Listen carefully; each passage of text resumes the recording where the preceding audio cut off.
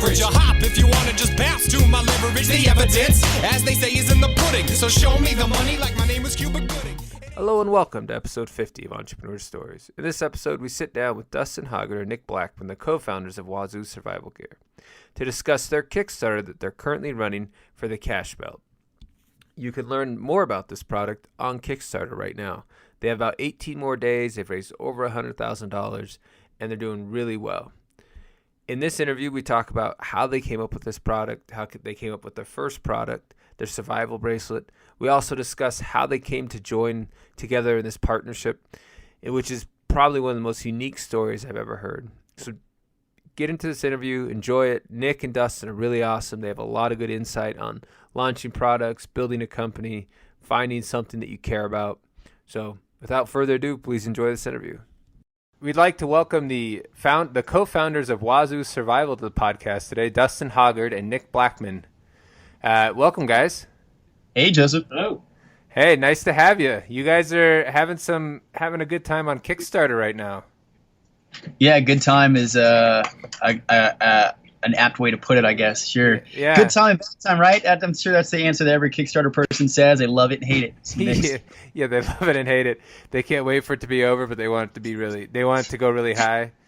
So, yeah. Let's get the product out of the way, and if you could just give me your elevator speech, like what product do you guys have on Kickstarter, and why is it why should people want it? Okay, so the visualization is we're in an elevator. You look next to you. Hey, man, you're wearing pants. I noticed you wear pants, and it looks like you could wear a belt too. Do you have a survival kit? No, I don't have a survival kit. Why do I need a survival kit? I'm working 9 to 5 in an office. Well, as people who have worked in a lot of search and rescue and done a lot of first responder, what we learn is that people, that's the story you always hear is I never thought it would happen to me. And that the number one issue with survival kits these days are that they are too big, too bulky, or we never think we're going to need them. So our entire business model is built around creating products that are going to be wearable survival kits. And so the natural progression of that is we've made different wearable forms. They're supposed to be kind of sexy, sleek, would fit into the 9 and 5. But then when you get down to the brass tacks of it, if you actually have a survival situation happen, or if it's just while traveling abroad, or if it's on a day-to-day basis just needing a special tool, we can equip you with those tools in an easy way that's maybe doesn't out you as being some weirdo at your office environment. So through that, we've created different products, and the one that we put on Kickstarter is called the Cash Belt, and it's a belt with basically kind of like a money belt, but it's got a couple new features in it, and of course we have some versions stocked full of survival equipment as well.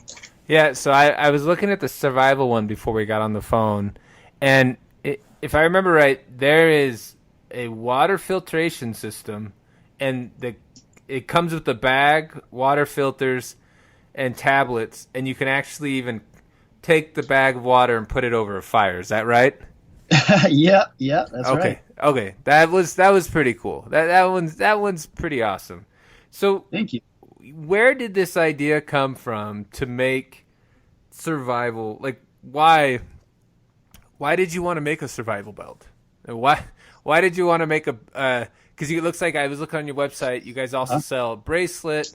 Necklaces, dog collars, the belt. And I think was there something else, or does that kind of cover the variety? We did that. The hat is also hat, kind of what. Right. Yeah. Well, that's kind of the whole story of where we've come from and then where we are now. So we started out making paracord bracelets, which is a huge industry. I argue it's one of the most competitive industries in the entire world because if you got a garage, you don't have to have a garage. If you got $5, you can go to Walmart, buy some paracord and a buckle. You are a company making paracord bracelets. And that came out a couple of years ago. But we decided to take it to a new level.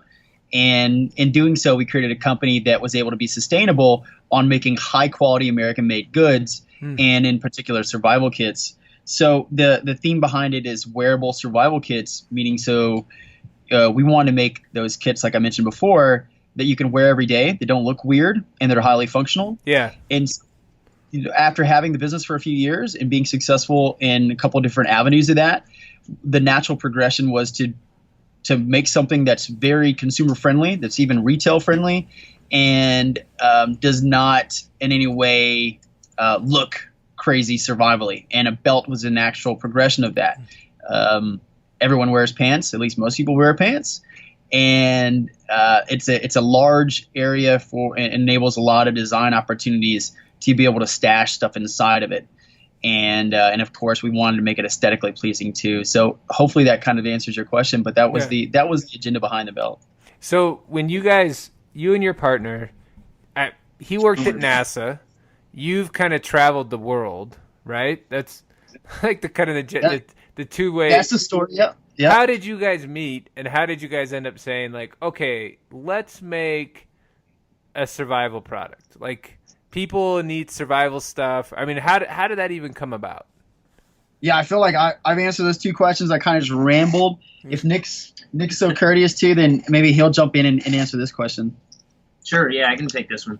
So essentially, I grew up in the mountains of West Virginia and spent a lot of times outdoors. So when I came to Houston, there's definitely not as much outdoorsy stuff to do here. So I started going a little stir crazy and spent my days in an air-conditioned cubicle surrounded by walls and just, wanted to get back outdoors. So I got into search and rescue, and through doing that, there's actually some survival training that goes along with it. And that's what sparked my interest initially.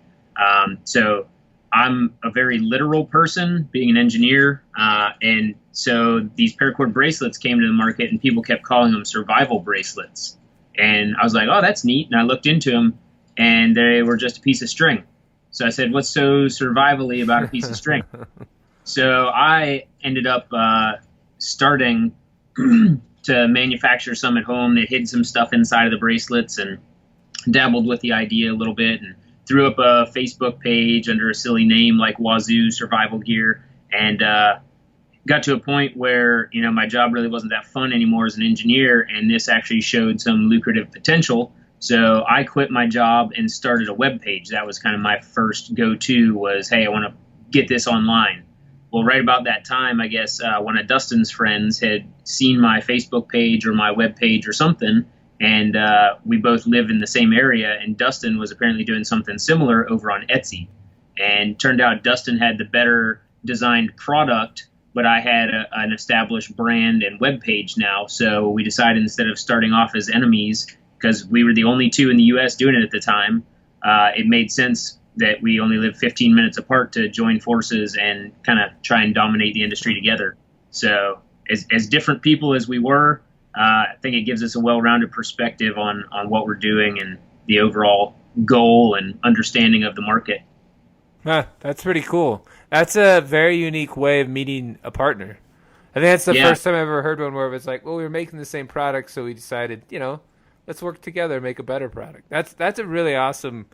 That seems like kind of like the shorthand version of the story. So was there as you guys started, I'm kind of just blown away by that you guys were smart enough to, rather than to compete and see each other as competition, but come together and work together.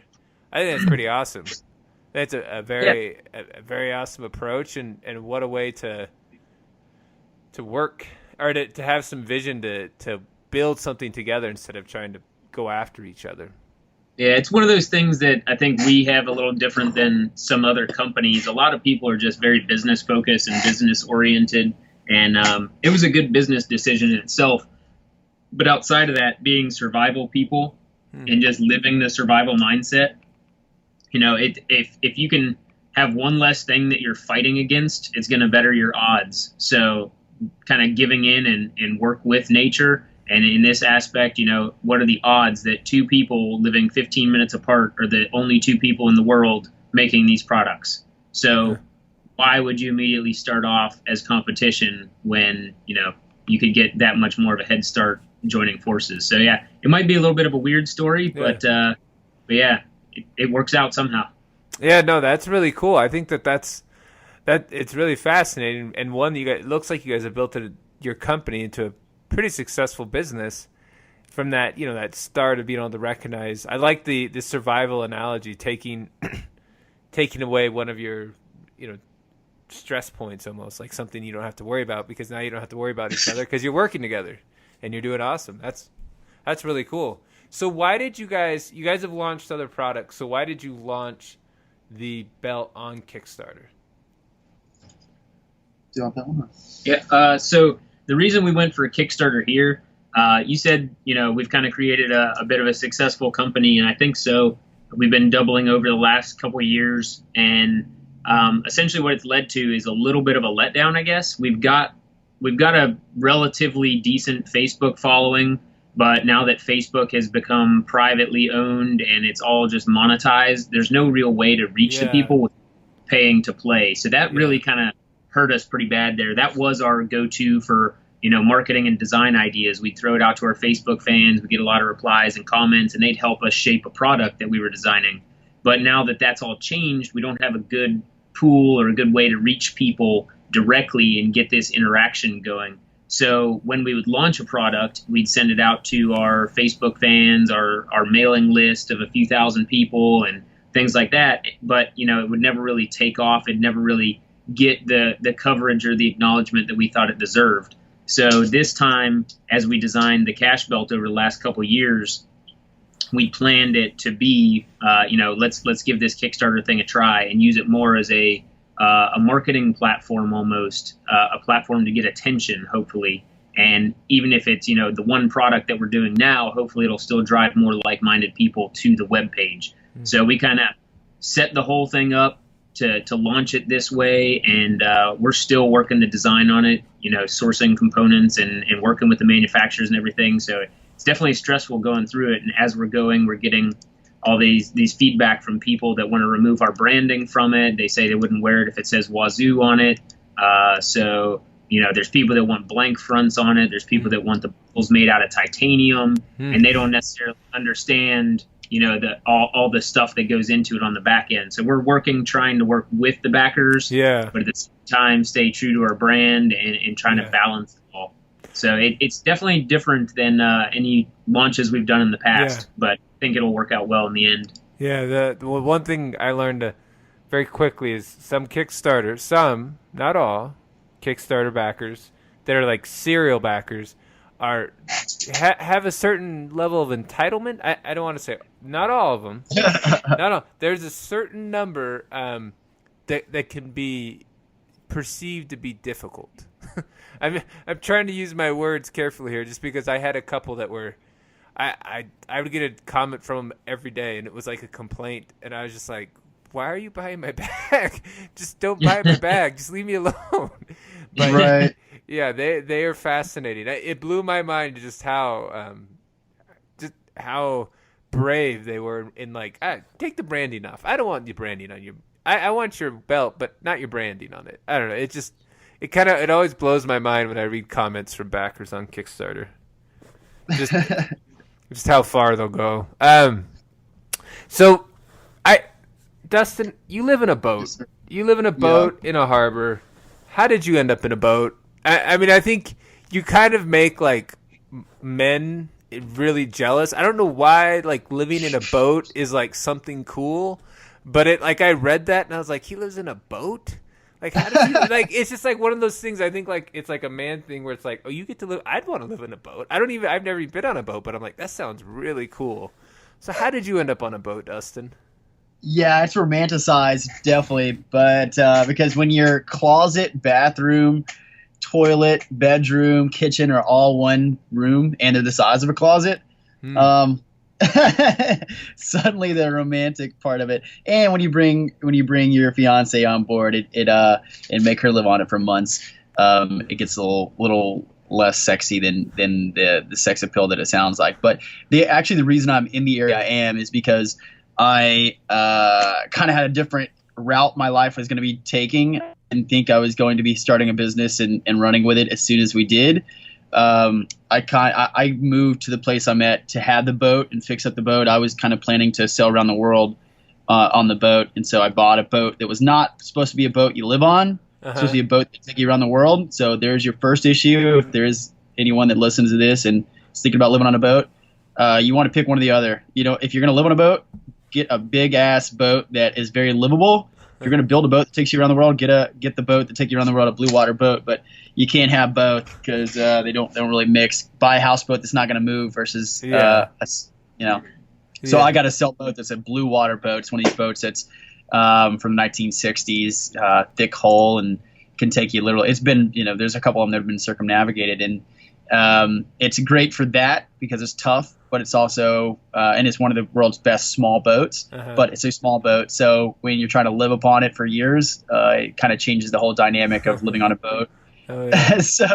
But it is, it's been always, it's fun for when van life is a huge hashtag and people are into the tiny homes and the startups are all about living in the parking lots of corporations. It kind of seems like a thing to do, and it does work to minimize your life for sure. I kind of took a different route. I was not supposed to be living on my boat in the harbor for 3 years, right? That's the worst place to have a boat. Boats are so safe in the harbor, but that's not what boats are made for, right? The best boat, and I think this is the truism if you like boats, the best boat in the world is your buddy's boat. And that's the key. That sounds like a good. I had someone tell me once, when you buy a boat, the next best day is when you sell the boat. Right. There's all kinds of boat stands for, or a boat is a big hole in the water you throw money into. I'll show you the other side of living on a boat, but there's definitely good ways to do it. Just like if you wanted to have a little tiny house, you don't just jump into a little trailer home maybe and live in a tiny house. You got to do it right. But living on the boat is not as glamorous maybe of just living on a tiny sailboat. It would be nicer maybe to live on a nice houseboat or have a nicer sailboat that's not supposed to be taking you around the world too. Yeah, that makes sense. That makes a lot of sense. But it is awesome. It's so cheap, man. Living on a boat is incredibly cheap, especially in our area. I'm paying like a third of the cost of what it would cost to even rent an apartment, and I own it. The reason I'm on a boat, philosophically, is because I pay no property taxes. I live in a mobile home essentially, and if I wanted to, I can just take the boat out, put it under anchor, and I'm paying absolutely nothing per day. It's free living. It's the most free you can possibly be in theory. Yeah, that's awesome. Sounds like a nice way to live. It sounds cramped, but nice. So So Dustin, you've kind of traveled all over the world. Where's like your both of you have kind of traveled all around the world. Where's your favorite place to travel in the world? Like if you could go to one place, where would you go? Yeah, I find myself, my fiance is Swiss, so I find myself going a lot to Switzerland right now. Okay. And I'll be damned if it's not one of the nicest countries in the entire world. I mean, they really got it figured out. The economy is great. The people are great. I personally like the jungle. I love the jungle. I love the hot, sweaty, humid jungle. I love the insects and diseases you can get that you can't pronounce. The insect bites you can get, and the adventure of not knowing what's around the corner and the million ways you can die in the Amazon, for example. That's my favorite place. I can't wait to go back to the Amazon. But as far as an urban place to go that you can also be in the mountains within just a few minutes, Switzerland is definitely where my heart is. Yeah. What about you, Nick? I haven't done as much worldly travel as he has. Been to France and some cruises that took us down on either side of Mexico, down to the Caribbean. My wife and I took a 5-year anniversary trip to St. John, which was a lot of fun. A lot of fun in the U.S. Virgin Islands. Yeah, really, really neat place there. But I think overall, my favorite place I've been has been Glacier National Park. That's definitely just one of the nicest areas I've ever been to. I think I could definitely visit Switzerland, but I'm more of a cool mountain weather, dry air, high altitude kind of person. So that's where I find my relaxation. Yeah, and Glacier Park, that's in Montana, right? Yeah. Yeah. Yeah, that's a beautiful place up there. Yeah, so you guys, I'm excited for you guys. I think you guys have a ton of momentum. You have 36 days to go. You should at least break 200,000, right? There we go. let me ask you, Joseph. You're the expert at this point. Oof, How much leverage do you put behind Kick Track and even maybe Backer Kit has their backer tracker? Yeah, I actually just pulled the backer tracker up to look at you guys, and it says 184,000. I really don't know. I don't know how they come up with that number, because I mean, I don't know. I think mine was within like 50,000 of where it said I was going to end, but I mean you guys have like a great price on yours. You guys should get. I mean, I would. 200,000's in range. You have 36 days left, right?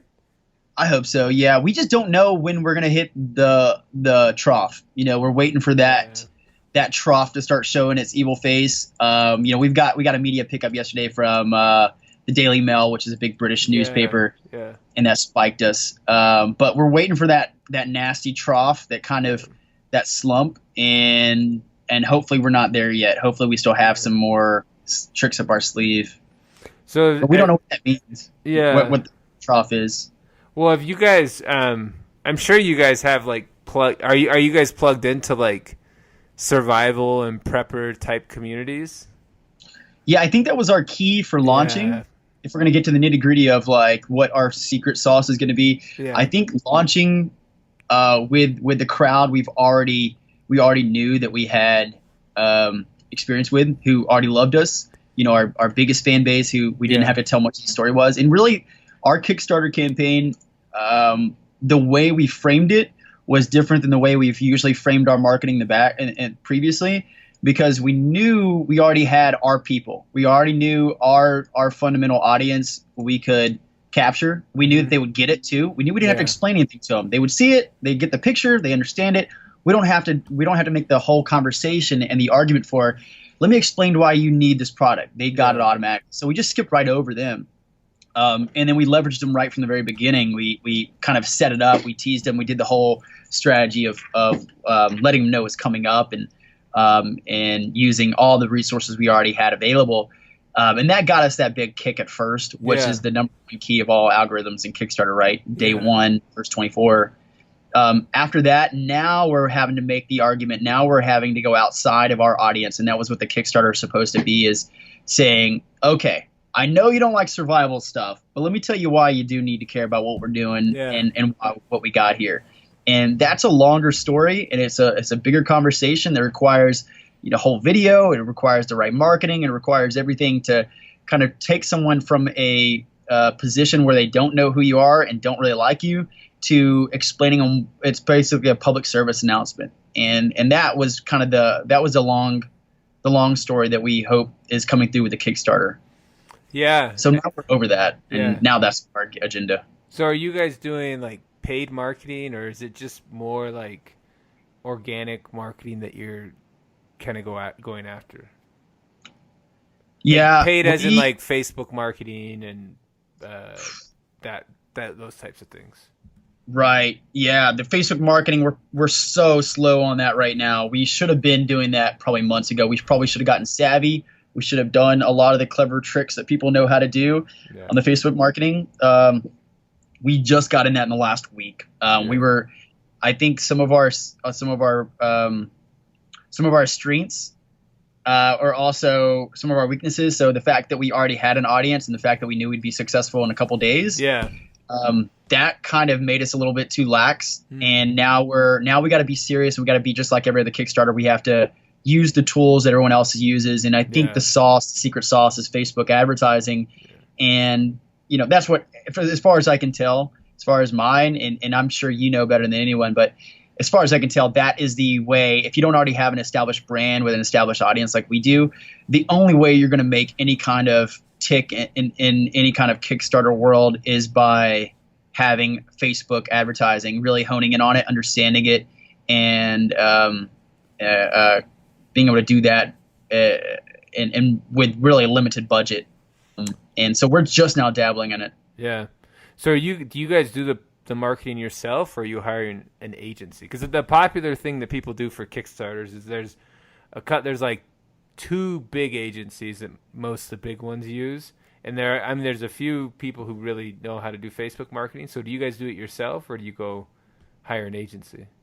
Right. Well, we had a in-house marketing lady, which we usually works for, not in-house, but she does all of our stuff. But she just went to Europe, so she's not really doesn't have the time, I guess, to put it at this in the Kickstarter to do our Facebook advertising. So we're trying to keep it a little more in-house and trying to figure it out ourselves, because if we can learn the secrets and unlock those, it's that code, that formula will be able to replicate throughout, the life of our entire business. Yeah. But as far as, using some of those major agencies, we'll see. I think, and hopefully they don't catch wind of this podcast before, but I think that the secret to those, because they take such a large percentage and there's an upfront cost, is to make to be able to from what I've understood, string out your negotiations with them. Yep. So is that right? I mean, look good, tease them a little bit, but don't try and go with their first offer of 35%. I mean, that's outrageous. And even if so we're hoping to gain a little bit more so that we have something to bring to the table and say, nah, I think you guys need to lower your numbers a little bit before we. There's that one, that particular agency. I believe I know who you're talking about. I don't want to mention them by name just because we're not. They've done a lot of good, but they are pricey. They are not cheap. Right. But, and unfortunately, and I'll bring this to them too. They can show you a lot of successful cases, but you can backtrack a lot of cases too where they're not so successful.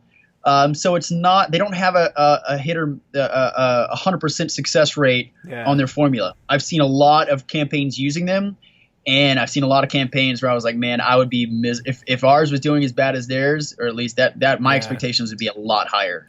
Yeah, I helped a friend kind of get his already, and he used a particular agency, and his campaign didn't even fund. And he's just devastated. And I was like, wow.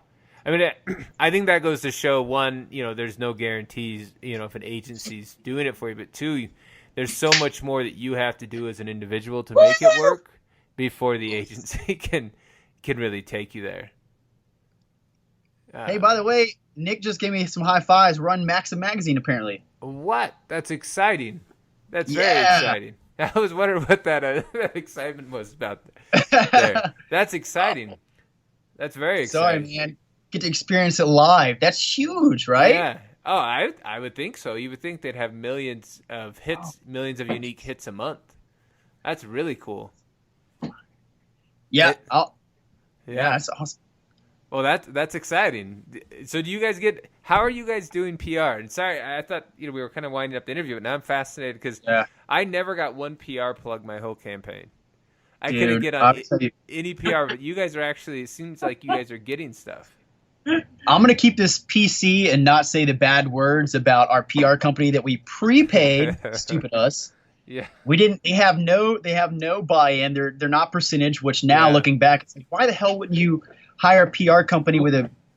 I want to chime in there a little bit because we were reluctant in general to hire a PR company. Yeah. And I think I was more on board to pay somebody up front because I had such high hopes for this campaign. Yeah. That this amount that we paid them should be chump change by the end of the campaign. Yeah. But it seemed like a big investment up front.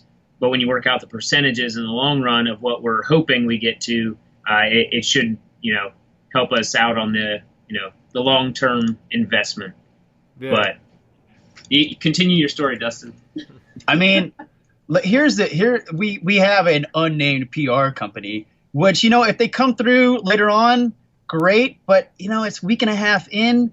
I expected more. We are expecting more. That's why we gave them. We literally changed our entire campaign to accommodate our PR company, which we paid a lot of money for. And we said, okay, what do you need from us? So you have no excuses, so that you have everything laid out, because we think we have the product. We think we have the marketing. We think we have everything. So as you a PR agency, what do you need so you can't leave any excuses on the table and blame us? Yeah. They said, we want a 5-day campaign. We said, okay, we'll give you that. We want to make sure we have weeks in advance. We want samples. So even though all those things were not necessarily what we would have done naturally, we accommodated all of our PR requests. We did all those things. Yeah. And a week and a half in, and all the publicity, and I'm looking at it. When Nick gave me these high fives, I just looked at this Maxim magazine. Well, just so happens I know that it wasn't our PR guys. Every one of our thing we've done was all things that we've reached out to. It may have been months ago when I connected with somebody. You know, the classic like Twitter, like, hey, man, I saw you did this. Why don't you take a look at what we're doing over here? Yeah. So that, like, literally this Maxim magazine, when I pull it up and I see who wrote it, I can track back exactly the first conversation I had with the guy. It wasn't our PR company that did it. All these things kind of – so I'm not real sold. A PR company – I'm – at this point in time with PR, I will tell people first off, PR companies, who are they selling to? They're selling to the client, not the client's clients, right? Yeah. So they're BS you before they BS everybody else. Yeah. So, man, at this point, we've got a huge success rate of who we've reached out to and we've gotten features by. Yeah. Their success rate is 0.00% infinite, right? They, for as much money as we gave them, they've got nothing. And the things that they brag about and the stories they've been telling us about what they're doing and how hard they're working, that's all good and dandy. But at the end of the day, all that matters is what you can do. And I'm afraid to say that they've not been successful. I wouldn't recommend, and I have not seen anyone have good success rates with a PR firm so far. That's not to say we might not even hire up a different one that specializes in Kickstarter. Yeah. It's just to say we've been successful doing it on our own way more than our PR company. Yeah. That's really cool. Yeah, I tried. No one cared about my campaign. As far as press, I contacted everyone I could, but nobody. They were just like, "Oh, that's neat. Good for you." But I don't think my product was as cool as your guys's. But well, I'm really excited for your guys' campaign. We'll do some, little bit of promotion that we can do on our side to throw you guys some love. I think you guys are doing a really cool product, and you have some potential to really do something interesting with your campaign and with your guys' company. It looks like so. Congrats, guys. Thank you very much. Yeah. All right. Well, thank you so much for your time. Oh, before we go, how can people find your company on Kickstarter and on social media? Of course it's on Kickstarter. So it's called it's called you can Google Wazoo. It's called our company name is Wazoo Survival Gear.com, and then the Kickstarter cash belt, which that's a great example of when we answer the phone and seeing if someone is not really legitimate when they say, "Oh, the cache belt," or they mispronounce your name. It's the cache belt, CACHE belt, as in you cache it, you stash it, you hide stuff in the belt. Google searching on Kickstarter is easy to find with that word. Okay, great. All right, well, thank you so much, guys. Good luck for the rest of your campaign. Thanks, Joseph. Thanks a lot.